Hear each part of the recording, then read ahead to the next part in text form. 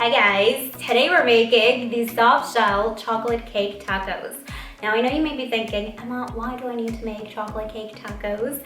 Well, you need to make these because they're amazingly delicious and they're such a crowd pleaser.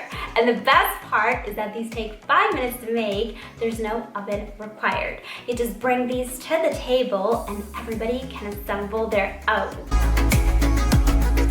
I don't know about you, but I absolutely love ice cream choco tacos, and I thought it would be really fun and delicious to make the cake version. To give you an idea, these taste exactly like those, but with a soft cake shell. These are truly amazing. You have to make these. For this recipe, you'll need to make my chocolate sponge cake recipe, which starts out with whipping up the egg whites with half a teaspoon of lemon juice and sugar.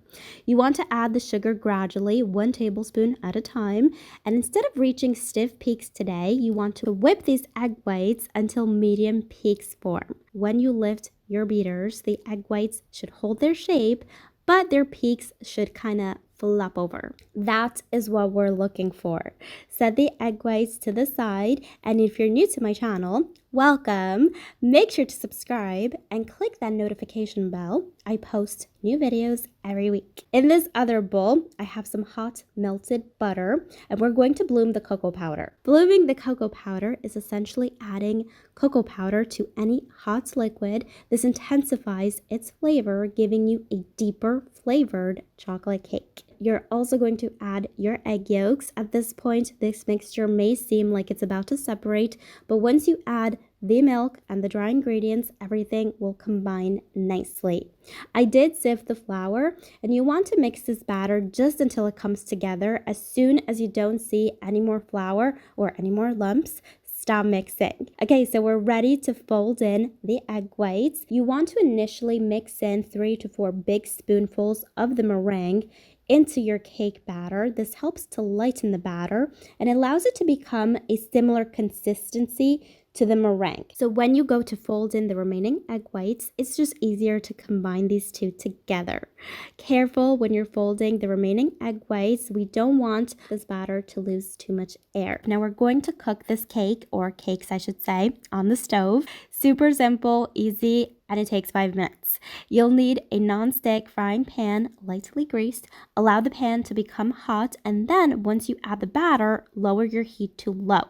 We're essentially making, pancakes here, but with a softer cake texture. Now, my suggestion to you is to cook the first one alone. That way you kind of get a feel of the timing and of the texture, and then cook the rest together. Depending on the size of your pan, you can make 3 or 4 at a time, and you'll know when to flip these because they'll start to bubble. When you flip these, cook these for another 20 seconds. Do not overcook them or they won't bend. Now this is optional. I like to do it to be consistent with the size of the tacos. I take a ring and just get rid of the edges. Now while these are still hot, we're going to give these that taco shape.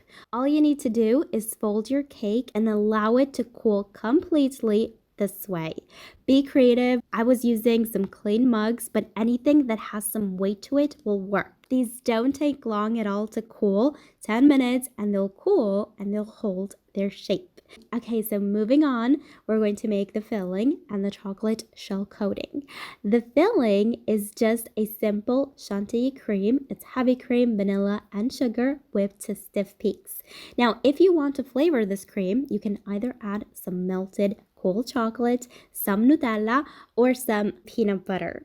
All of those are delicious and amazing, but because we're dipping these tacos in chocolate, I wanted to keep the inside, just vanilla, and I highly recommend you try it that way first, vanilla filling and chocolate coating, because you get the best of both worlds.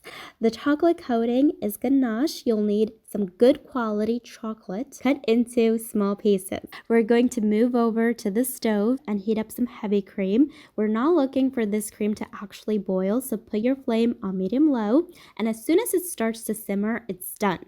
Take it off the stove and pour it over the chocolate. Now, because these chocolate chunks were quite big, we're going to let this sit like this for about 2 minutes to soften the chocolate.